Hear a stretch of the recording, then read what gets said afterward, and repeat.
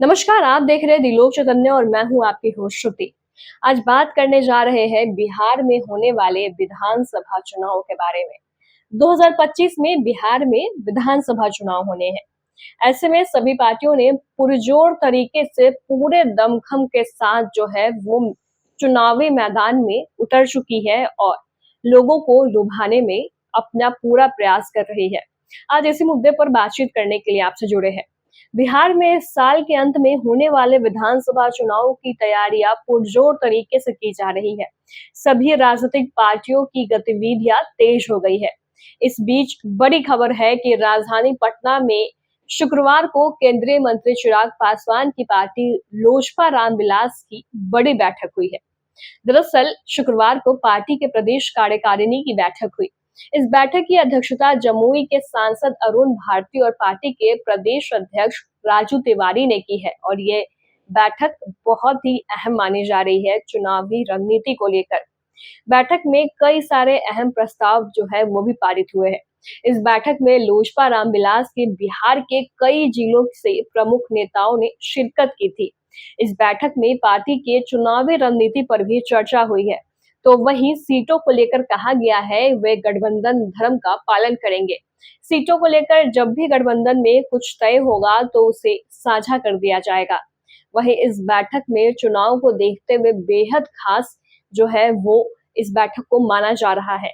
बैठक में अहम प्रस्ताव पारित किया गया है। केंद्रीय मंत्री चिराग पासवान की सक्रिय भागीदारी और भविष्य की जिम्मेदारी को लेकर भी प्रस्ताव इस बैठक में पास हुआ है, जो कि काफी ज्यादा अहम है, काफी ज्यादा इम्पोर्टेंट है आगामी विधानसभा चुनाव को लेकर देखें तो। अगर बात करें चिराग पासवान की, तो चिराग पासवान ने हालिया में एक बयान दिया था जिसके कारण सियासी काफी ज्यादा गर्मा गई थी।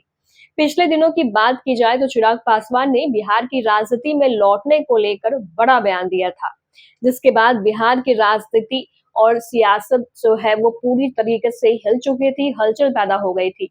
दरअसल चिराग पासवान ने कहा था कि बिहार उन्हें बुला रहा है। मैं केंद्र की राजनीति से ज्यादा खुद को बिहार की राजनीति में सहज महसूस करता हूँ। याद दिला दे कि इससे पहले जमुई से सांसद अरुण भारती ने भी कहा था कि चिराग पासवान को बिहार में कोई बड़ी जिम्मेदारी मिलती है तो वो इसी साल बिहार विधानसभा चुनाव लड़ सकते हैं। इधर आज इस शुक्रवार को बैठक में जो प्रदेश कार्यकारिणी की बैठक हुई है, इसकी बात करें तो इसमें विधानसभा चुनाव 2025 में लोजपा रामविलास के स्वतंत्र पहचान के साथ भागीदारी का प्रस्ताव पारित हुआ है। ऐसे में देखना दिलचस्प होगा कि चुनाव के वक्त चिराग पासवान की पार्टी की ओर से क्या कुछ गतिविधियां होती है और साथ ही साथ चिराग पासवान ने जिस तरीके से कहा है कि बिहार उन्हें बुला रहा है, तो इसका क्या मतलब निकलता है? क्योंकि अगर बात करें तो चिराग पासवान के जो वोटर्स है, चिराग पासवान के जो चाहने वाले हैं बिहार में, वो लंबे समय से संघर्ष कर रहे हैं और वो संघर्ष इसलिए कि वो चिराग को बिहार का मुख्यमंत्री देखना चाहते हैं। जी हाँ, चिराग को वो युवा मुख्यमंत्री के दावेदार मानते हैं। ऐसे में चिराग का यूं बिहार की राजनीति को लेकर बयान देना और साथ ही साथ चिराग की पार्टी के सांसदों का कहना कि अगर चिराग को बिहार विधानसभा चुनाव में कोई बड़ी जिम्मेदारी मिलती है तो चुनाव जो है वो चिराग पासवान इस बार ही बिहार में लड़ सकते हैं। ऐसे में आखिर एनडीए के भीतर क्या कुछ चल रहा है? हाल ही में चिराग पासवान ने एनडीए के शीर्ष नेता से मुलाकात भी की थी और उसको बिहार विधानसभा चुनाव से जोड़कर ही देखा जा रहा था। हालांकि जो चिराग पासवान की पार्टी है उन्होंने साफ किया है कि वो गठबंधन धर्म निभाएंगे और जो वहां से फैसला होगा उसी को फॉलो करेंगे। साथ ही साथ बात करें अगर मुख्यमंत्री के चेहरे को लेकर, अभी तक कोई भी आधिकारिक जो है वो किसी का चेहरा क्या घोषणा नहीं किया गया है, लेकिन अगर बात करें तो एनडीए की ओर से तमाम सारी चीजें आ रही है, तमाम सारे बयान आ रहे हैं जिसमें कि वर्तमान मुख्यमंत्री माननीय नीतीश कुमार को ही आगामी विधानसभा चुनाव में भी मुख्यमंत्री का चेहरा बनाने की बात की जा रही है।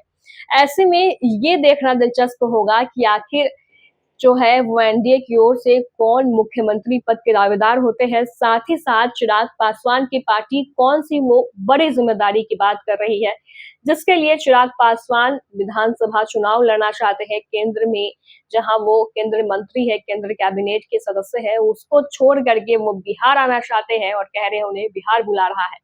ऐसे में ये सारी चीज़ें जो है वो बिहार के चुनाव को और दिलचस्प बनाते जा रही है और बात करें बिहार के चुनाव की, तो बिहार के चुनाव को काफ़ी अहम माना जाता है देश की राजनीति के नज़रिए से भी क्योंकि ये काफ़ी जटिल और साथ ही साथ बिहार के राजनेता काफ़ी ज़्यादा जो है वो सुलझे हुए खिलाड़ी माने जाते हैं राजनीति के।